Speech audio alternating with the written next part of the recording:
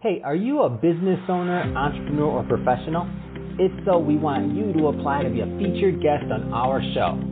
My name is Adam Torres, and I host the Mission Matters series of podcasts. I've recorded over 3,000 episodes, and we are just getting started. How do you know if you'd be a good guest to be on the show?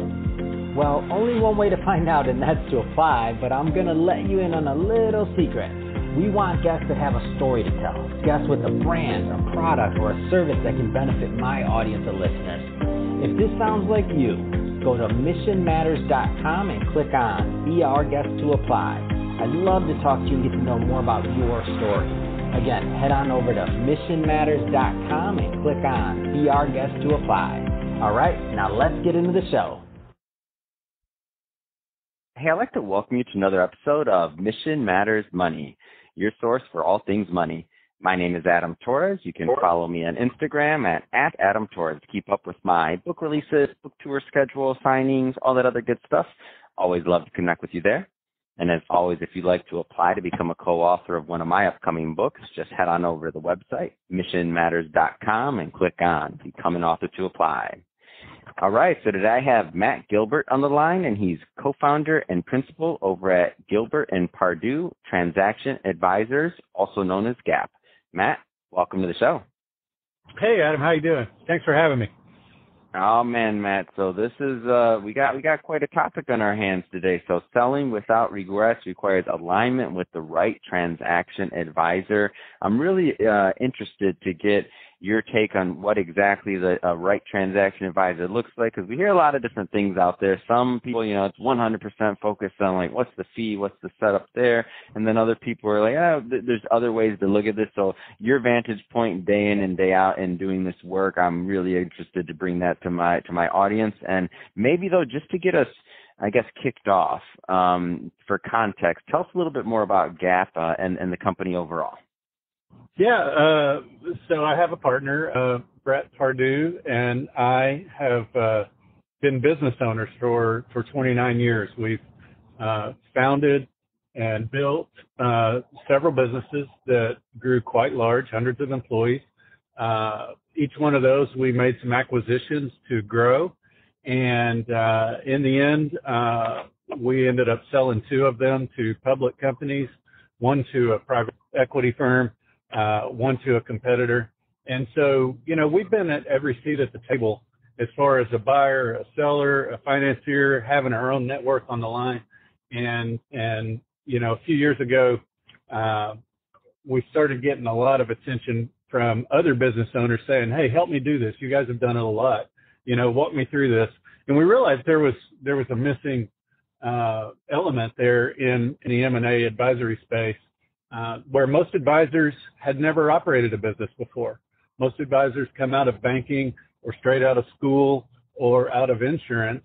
And so, we felt like that we had a really unique perspective on this because we had been business owners and operators our entire lives. And this is really kind of a second career for us. So if you look at the lower middle market where we transact most, that's business with revenue up to about 75 million.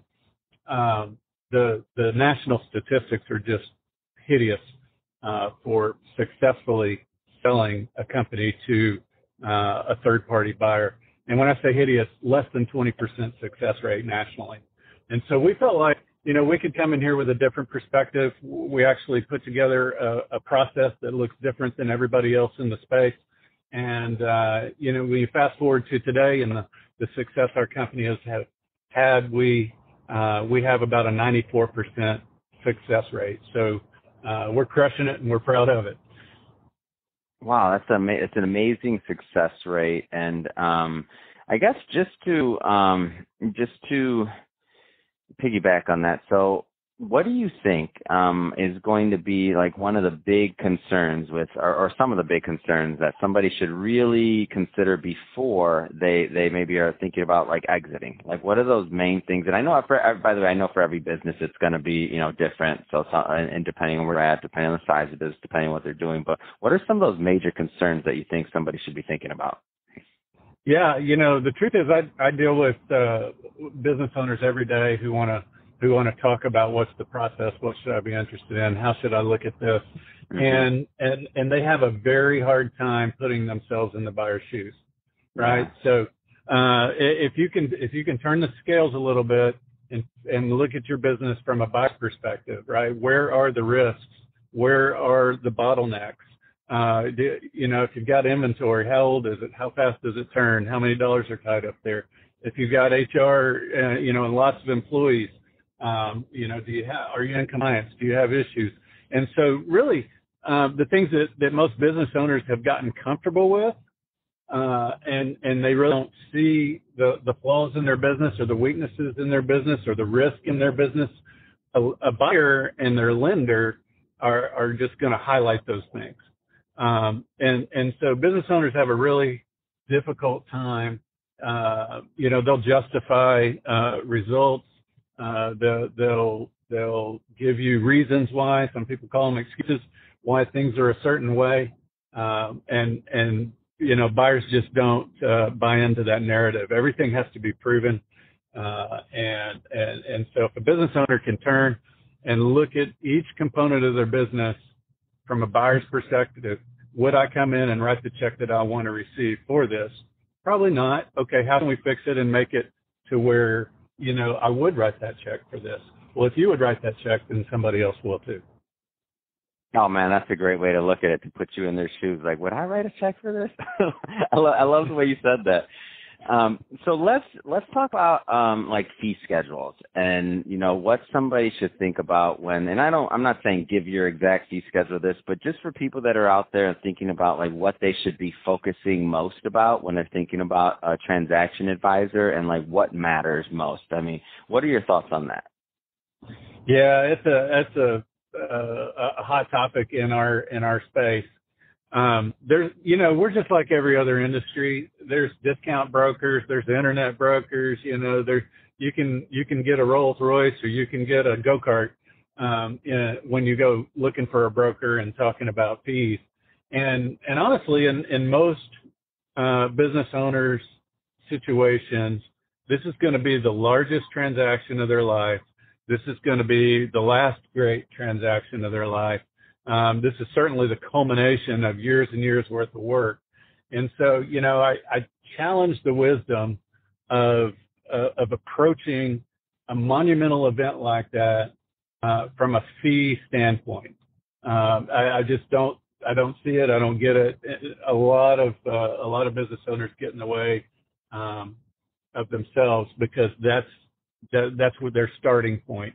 And I think the real starting point for the people that are most happy with their transaction and that are most successful in the end of the transaction are the people that go out seeking for alignment with their transaction advisor, right? Can they find an advisor who understands their business, who can take the goals that they have for the business on as the team's goals, and then who has a track record of achieving that? They have the team in place, they have the tools in place. A lot of times, data rooms and valuations and things like that come into play. And so really seeking alignment with your team. There's an attorney, there's a CPA, there's a transaction advisor.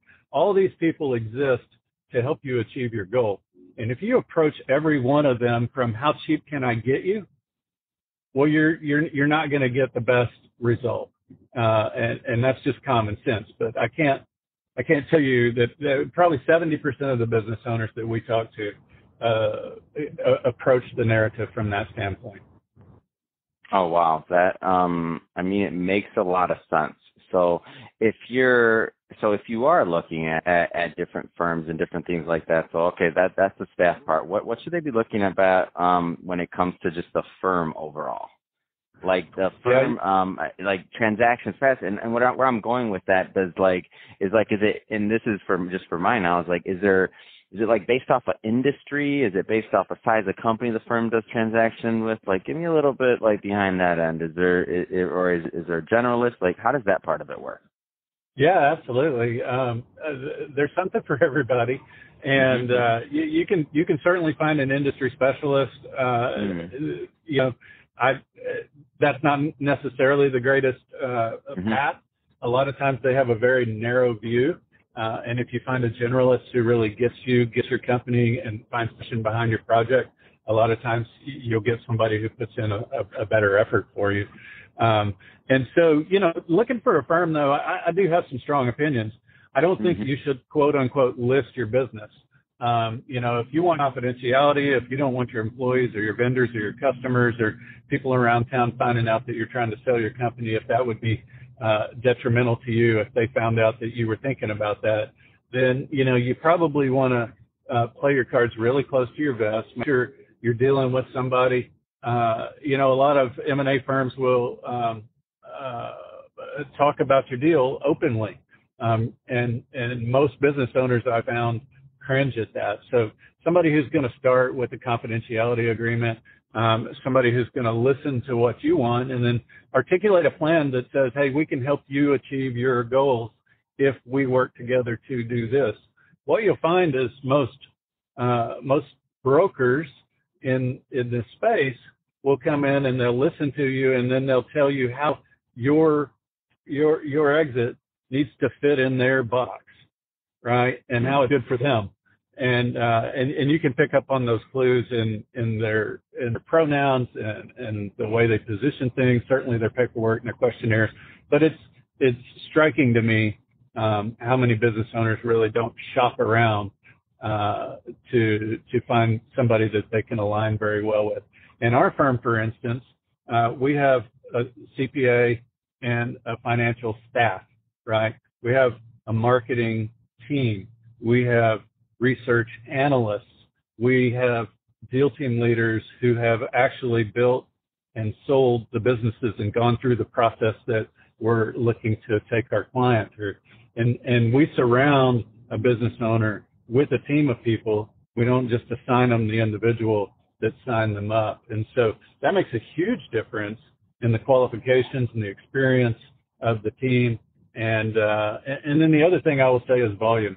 I'm in the Houston market today, and some of the brokers here have a 40 clients to one broker ratio. So if you think about that, how can one broker really know 40 people and their goals and their business intimately? And it just is a numbers game to them. To flip that over, we're a boutique firm. We have 11 people and 7 clients, and we're going to eat just fine this year. But we take those 7 clients all the way to the finish line. We achieve their goals, and so none of them are expendable. And so there's a transaction advisor out there for every appetite. And I would say just shop around, interview the team, look at resumes, talk about transactions, interview past clients. And you would think naturally that people who have done very well in business would do that research, but they just don't. And it baffles me. I got it. And I like it. And I love that you say there's somebody out there for everybody. And I know that there's some people listening right now that are like, man, I like Matt. I want to talk to him. I want to talk to his team.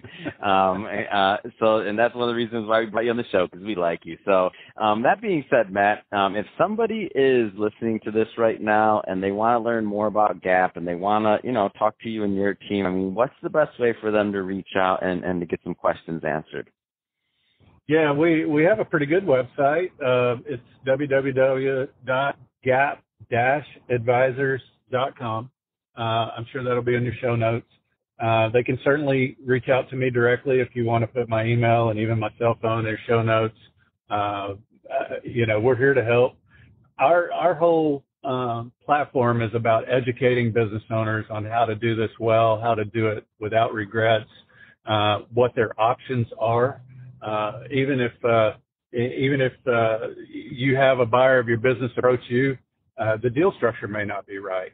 And so there's just a myriad of things to talk about. And we've built our entire business on educating business owners. And we think a well-educated business owner will make a good choice for themselves. And very often that choice is us. And so our whole platform is blogs and podcasts and white papers and things like that to help people just understand how this works. And I love it.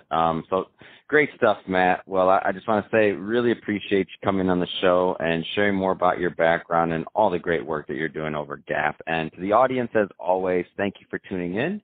Hope you got a lot of value out of this. Hope you learned a lot. If you did, don't forget to hit that subscribe button. We definitely want you to come back and be a return listener and visitor. And Matt, thanks again for coming on the show. It has been a pleasure. Hey, man, thank you. Y'all have a great day.